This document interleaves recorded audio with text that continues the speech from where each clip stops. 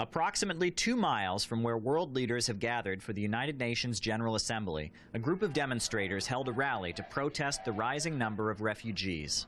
The crowd gathered near Washington Square Park to make clear what they felt was the real cause of the global crisis of mass migration.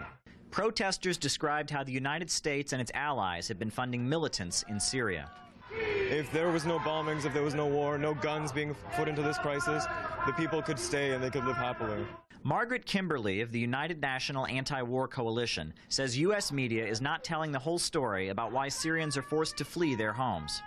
And they have humanitarian needs, obviously, but the biggest need they have is for the war to end in their homeland.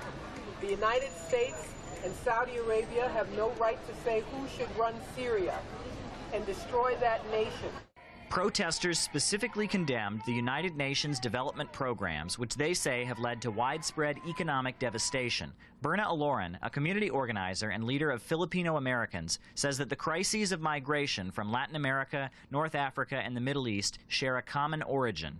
This is a global phenomenon of displacement that's really rooted in the same thing, which is big monopoly capitalism's strategy to seize territories, markets, and resources for greater hegemony.